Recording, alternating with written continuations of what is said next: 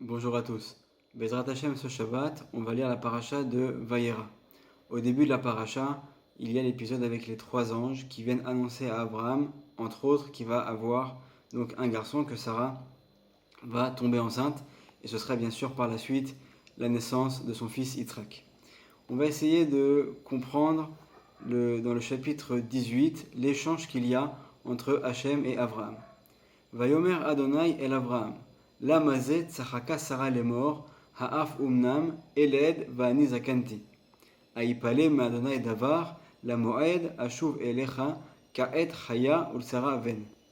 Donc Hachem dit à Abraham, pourquoi Sarah a-t-elle ri en disant, est-ce que vraiment j'enfanterai et moi j'ai vieilli? Est-il pour Hachem une chose impossible? Au temps fixé, je reviendrai vers toi à pareille époque, et Sarah aura un fils. Donc pour reprendre également le verset dans ces termes en hébreu, Aïpale me Adoshem Davar, Aïpale donc qui vient du mot Pélé qui signifie un miracle. Donc pour comprendre le comportement de Sarah, déjà dans un premier temps, et également ce que vient Hachem dire à Abraham, on va citer un autre verset, cette fois-ci dans les Tehilim, dans le chapitre 118, Kuf Yutret, le verset 23, qu'on lit d'ailleurs dans le Hallel les jours de Rosh Chodesh et les jours de fête. Me'et Adonai Aitazot, hi niflat be'enenu. Donc la traduction, cela est venu de Hachem, cela était un miracle à nos yeux. Et de là, on apprend donc dans le livre Bina La'itim que rapporte le Ben Ishraï, que en fait, lorsque Hachem intervient dans ce monde et fait un miracle, alors pour nous, bien évidemment, à nos yeux, hi niflat be'enenu, en fait, on pourrait également traduire cela par c'est un miracle à nos yeux, c'est-à-dire pour nos yeux à nous. Mais en fait, Hachem a différents moyens d'intervenir.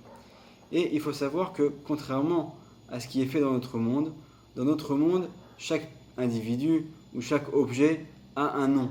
Et ce nom vient définir soit un individu, soit une chose qui est limitée.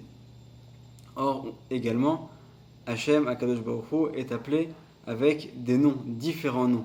Et là, à l'inverse, en fait, ces noms ne viennent pas, Chazve Shalom, définir Hachem. On n'a pas les capacités pour comprendre ce que constitue d'une certaine manière Hachem. Mais en fait, ces noms, les noms d'Hachem, viennent définir des modes d'intervention d'Hachem dans ce monde. Et c'est la raison pour laquelle il y en a plusieurs, puisque Hachem peut intervenir dans ce monde de différentes manières. On va aujourd'hui s'attarder sur deux noms particuliers. Le premier nom, c'est le nom qui s'écrit Yud, ensuite He, ensuite Vav, ensuite He, qu'on appelle le nom Yud Ke Vav Ke, et également un autre nom qui est le nom Elohim. Le nom Yud Ke Vav Ke vient montrer l'intervention d'Hachem dans ce monde par la forme de miracles, de choses qui sont extraordinaires, qui sortent totalement de la vie habituelle, la vie courante, telle qu'on a l'habitude de la voir. En revanche, le nom Elohim, qui d'ailleurs a la valeur numérique de Hateva, la nature, représente l'intervention d'Hachem dans ce monde lorsqu'il est caché dans la nature. On avait vu dans la paracha de Noach que lorsque Hachem intervient donc en faisant des miracles par le nom Yud Ke Vav Ke, alors il retire, on a l'habitude de retirer donc des mérites des personnes qui ont le droit à ces miracles. C'est la Gemara dans le traité de Shabbat à la page 32 qui rapporte cela et qui dit que lorsqu'une personne a des mérites dans le monde futur, si elle bénéficie d'un miracle dans ce monde, alors on va réduire ses mérites.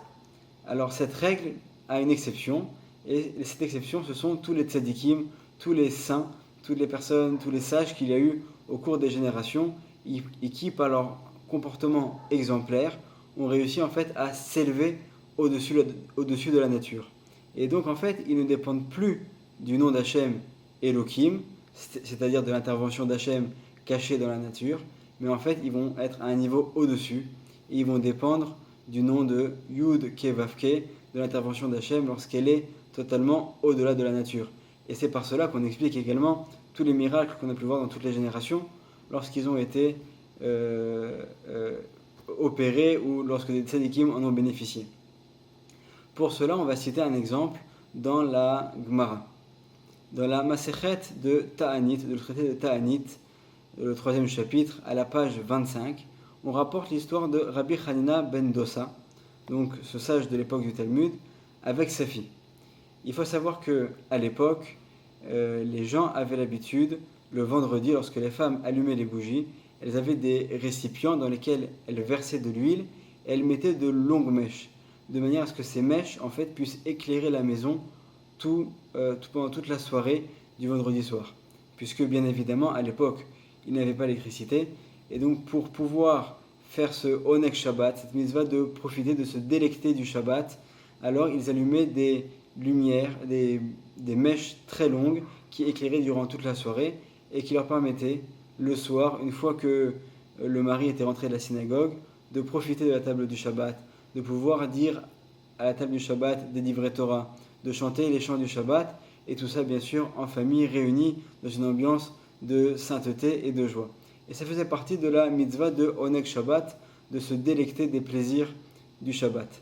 D'ailleurs jusqu'à nos jours, on a l'habitude le vendredi soir et le Shabbat en général de laisser donc des lumières allumées pour qu'on soit bien éclairé le soir, que ce soit à la maison ou à la synagogue. Et cette coutume remonte donc depuis déjà l'époque du Talmud, où donc ils allumaient ces longues mèches qui leur permettaient d'être éclairés durant toute la soirée. Et lorsque Rabbi Hanina ben Dosa, un vendredi, lorsqu'il revient de la synagogue après l'office du vendredi soir, voilà qu'il arrive et il trouve sa fille qui a une tête qui est triste. Il lui dit: ma fille, que se passe-t-il? Pourquoi tu es triste? Elle lui dit: écoute mon père, je me suis trompé. Et en fait, en allumant les bougies, au lieu de remplir avec de l'huile, comme je le fais habituellement, je me suis trompé et j'ai rempli avec du vinaigre. Et donc, en fait, les bougies étaient toujours allumées, mais on aurait pu craindre qu'elles s'éteignent. Et là, Rabbi Hanina ben Dosa va lui dire: écoute, que celui qui a dit à l'huile de consumer la mèche puisse également dire au vinaigre de faire la même chose. Et en fait, il y a eu un miracle, puisque ces bougies vont continuer, ces mèches, vont continuer à éclairer jusqu'au lendemain soir, jusqu'à la Havdalah, et c'est seulement à ce moment-là qu'elles vont s'éteindre. Et là, en fait, le Ben Ish Chai vient nous apporter une explication un petit peu différente. Il nous dit: sache que, en fait, le miracle que les bougies, que les mèches continuent à éclairer jusqu'à en tout cas plus tard, avait déjà commencé, bien que Shabbat était déjà rentré, et une fois que Rabbi Hanina ben Dosa était rentré, le miracle avait déjà été enclenché. On n'a pas attendu que Rabbi Hanina dise cette phrase pour que le miracle commence. Alors pourquoi est-ce que sa fille était triste? Parce que justement, elle avait peur que par ce miracle dont elle avait bénéficié, on réduise ses mérites ou les mérites de son père dans le monde futur. Et en fait, lorsque Rabbi Hanina ben Dosa vient et rentre à la maison, il ne vient pas en fait par sa parole provoquer un miracle. Le miracle est déjà là. Mais ce qu'il vient expliquer à sa fille, c'est lui dire: écoute, ne t'inquiète pas, nous faisons partie de cette catégorie de tzadikim qui ont la chance de dépendre du nom de Yudke Vavke et de dépendre de l'intervention miraculeuse d'Hachem dans ce monde. Et donc il n'y a rien à craindre. De la même manière que dans la nature, alors c'est l'huile qui fait brûler la mèche. Alors là également, ça va être le vinaigre par miracle, et il n'y a pas de quoi être triste. C'est pas pour autant qu'on va réduire de nos mérites dans le monde futur. Au contraire, on n'a rien à craindre. Et si on reprend maintenant nos versets, donc dans la paracha de Vayera, alors bien qu'on a l'habitude d'entendre que Hachem vient faire un reproche à Abraham: pourquoi Sarah a-t-elle ri?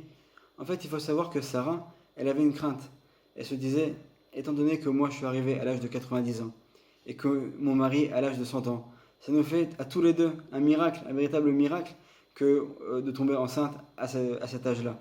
Et donc elle avait peur qu'on lui réduise de ses mérites et des mérites de son mari. Et c'est la raison pour laquelle elle dit: Vadoni Zaken, mon mari est âgé. C'est pas qu'elle vient dédaigner de l'âge d'Abraham, mais en fait elle craint pour lui, elle a peur pour elle-même, elle a peur pour lui que dans le monde futur on vienne réduire de leurs mérites.